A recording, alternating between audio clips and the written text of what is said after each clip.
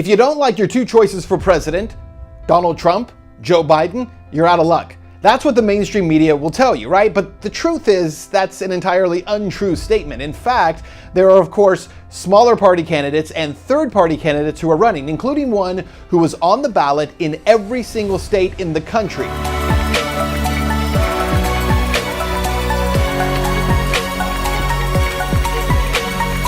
Jo Jorgensen is the Libertarian candidate for president for 2020, and yet the media refuses to talk about her, refuses to discuss her credentials, her positions, or even allow her on the debate stage as recently as this week.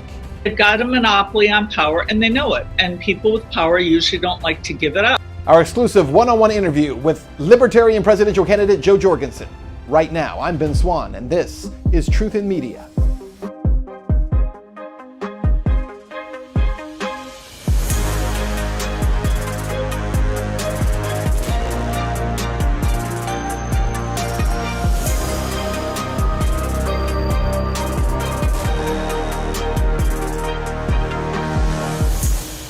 Hey guys, welcome to the show, and today we are tackling the media blackout of Libertarian candidate for president Jo Jorgensen. The Libertarian Party is the only third party in the country that has had ballot access on all 50 states' ballots for the last two presidential cycles, and yet Jo Jorgensen is not included in virtually any national polls for president. She is not allowed to debate Donald Trump or Joe Biden, and she has been left out of the complete national discussion. Now, is the reason for that because people don't want another choice? Well, not according to the polls. In fact, if you look at the polling, most voters are not very excited about the two candidates offered by the Republican and Democratic parties. President Trump has the lowest approval rating of just about any president at this point in his presidency, and Joe Biden is extremely unpopular among general election voters, including among Democratic voters who wish they had another choice. Well, Jo Jorgensen might be that choice. The problem is nobody really knows who she is because the media hides her. But first, a shout out to our sponsor for this episode, Kim Daly, thedailycoach.com. Kim Daly is the top franchising coach in the entire country. If you've ever thought about owning a franchise, you've got to talk to Kim. Not only will she teach you about what franchising actually means, because it's a lot more than just owning a restaurant, but she can also help to guide you in terms of what it means to build out entrepreneurship with a structure and a system around you that helps to guarantee your success. Again, you can check out a 25-minute interview that I recently did with Kim. Right now, it is in the description in the link below. Check it out today. Kim Daly, thedailycoach.com, and remember, her consultation is completely free. Now to our interview with Libertarian presidential candidate Jo Jorgensen. Well, today we're glad to have her on the show with us. And Jo, let me begin with this media blackout. You saw there was a debate earlier this week, obviously, between President Trump and Vice President Biden. You were not allowed on that debate stage. What are you learning about why you're being kept off? Oh, absolutely. And you said the problem for the Libertarian Party. I would say it's an even bigger problem for the American people because they're not given the choice. They're given, what we call hashtag fake debates, that we've got two people on stage, both of whom think that you shouldn't be able to spend your own money, that politicians and bureaucrats in Washington can spend it better than you can. Both candidates want to make decisions for you. Neither one has any answers to the crushing healthcare costs, and neither one wants to bring the troops home. So you're not getting any real choice. They know that I am the only alternative, and so of course they want to keep me off stage. The Libertarian position always stakes out a pretty unique position about personal responsibility and personal freedom. But this year in particular stands out because of the coronavirus pandemic and the major intrusions that government has made over private life in terms of controlling whether or not people wear face masks, what businesses can be open or closed, what customers can do when they go into those private businesses. Has there been a time, do you think, in recent history where the Libertarian position has been more stark than it is this year?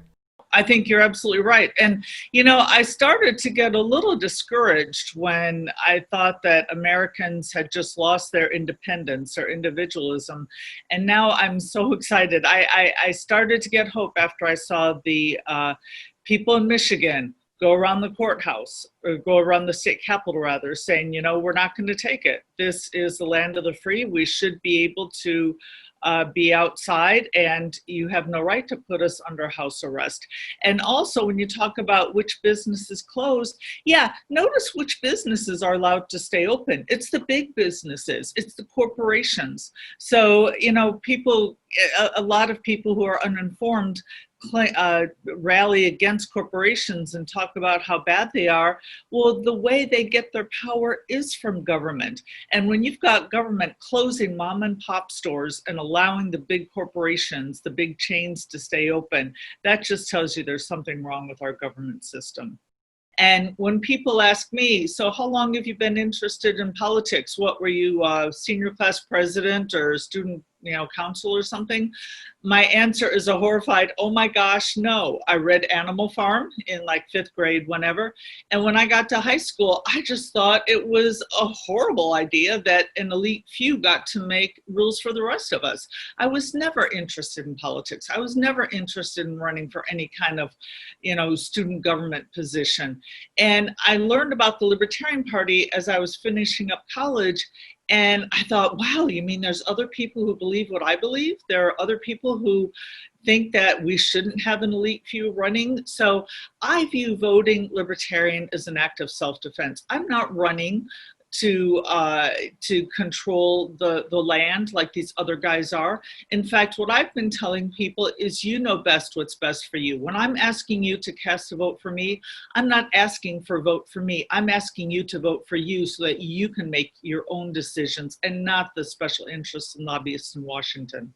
So tell me about your position on some of these issues. So right now, obviously, we're in the center of kind of this coronavirus pandemic, as some people call it, a plandemic. There's a lot of debate about not whether or not the virus is real, but whether or not the response to the virus has been worse than the virus itself. What would a Jorgensen presidency look like in terms of tackling what remains of this coronavirus? Well, first, can I point out, when it first started, the biggest mistake that Trump made was to not get rid of the FDA obstacles to prove, that blocked testing kits. We could have had dozens of testing kits enter this country, or even being produced in this country, different companies coming up with testing kits, so that we could have known who could stay, who could go out to work and who needed to stay home. And yet he did nothing to get rid of that. So we had bureaucracy that kept us from being tested. Only because we couldn't get tested did we have to shut down the economy and lose tens of millions of jobs. To, of course, prop up the companies that they want to prop up. And they want us to be grateful that we get our $1,200 checks, but where do they get that money to begin with? They're getting the money from us. Democrats this week have unveiled a new stimulus plan. They say $2.2 trillion, where they want another round of checks to go out, $2,400 for couples, $1,200 for individuals, no restrictions on those checks, no garnishment on them. There's a big push right now, and it seems like between Republicans and Democrats, there's no appetite to not spend. The appetite is simply on what do we spend, seems to be the question. Where would you stand on stimulus bills and the economy and where it is right now? When we talk about people getting $1,200 checks, we forget that part of these packages includes money going to corporations. And what I say is, wouldn't you rather keep your own money and you get to decide where to spend your money? And we had the country, shutting down mom and pop stores while leaving open the big corporations. I would rather just keep my money and let me spend it at my local mom and pop stores in my hometown, the businesses that are hurting. Let's talk about war, because it's somewhat stunning to me that in a general election, we really don't have an anti-war candidate. Now, for his part, President Trump has obviously talked about bringing home troops. They never seem to come home. What would you do with your presidency to actually be an anti-war candidate? What does that tangibly look like? Well, the good news is being commander in chief, guess what? You get to do it. You don't have to wait for Congress. You can't blame Congress. You can't say, oh, well, Congress didn't pass a law. As commander in chief, I can, on the very first day, start bringing the troops home.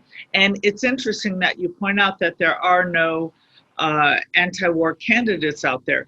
Yeah, because the Democrat Party which was traditionally the anti-war party, the pro-free speech party, should be embarrassed of itself that it shut down Tulsi Gabbard, kept her out of the debates, the only anti-war voice they had.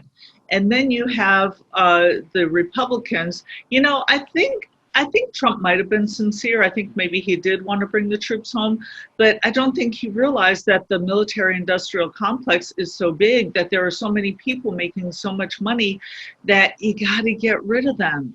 They're in there fighting for their jobs. They want their high-paying pensions.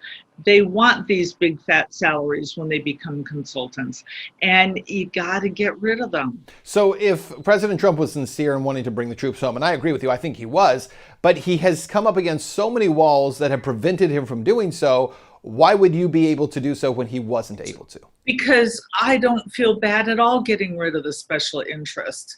You know, these people, like I said, they're fighting for their livelihood.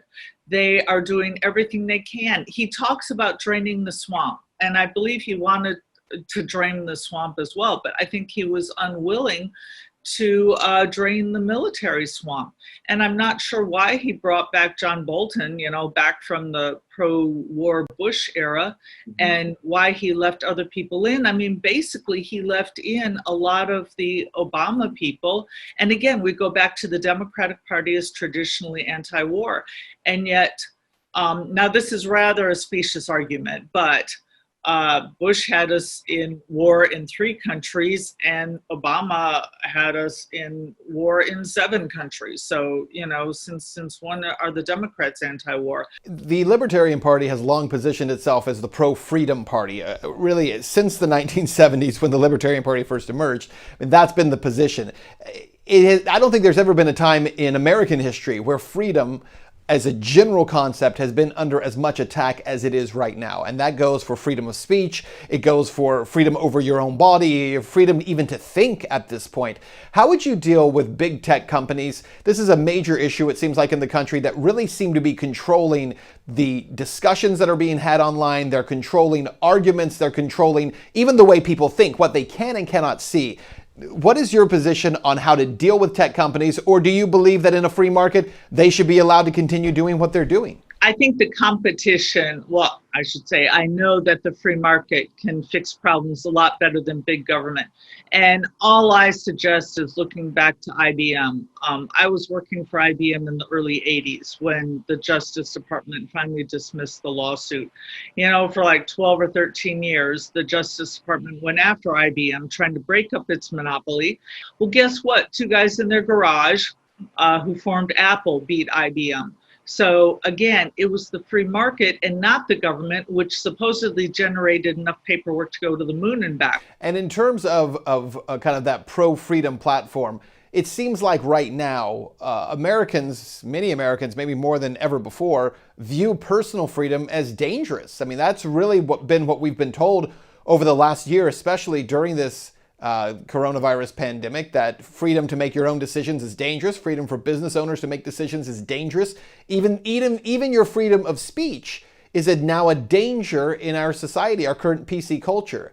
What is your position on that, and how do you help to restore the idea of individual and personal freedom? Well, first of all, by encouraging people to get rid of these mask laws. You know, this is a perfect example of what Milton Friedman said, which is we should be able to vote with our feet or vote with our dollars. So, for instance, instead of having the government, whether it's state, local, or federal, have some kind of mask mandate everywhere. And by the way, I have no problem with if a county courthouse or a police department or some government-owned building, some government entity wants to have a mask law, okay, that's fine. But to say that private business should have a mask law is wrong. So there's a myth out there that if the government doesn't do it, it doesn't get done. But it can, and we saw that with Walmart. Walmart said, we don't care what the laws are, you're not coming in our store without a mask. So if you want to wear a mask, Great, you can go to Walmart or any of the other several stores that followed their lead. Now, if you want to go to a store without a mask, then you should be able to go to a store that doesn't have masks. And so that way, every day you get to vote. Rather than voting somebody in office and have to live under those laws for 2 years, 4 years, 6 years, whatever, how about every day you get to vote with your feet and you get to decide which business you go into and you decide which way you'd like to do it.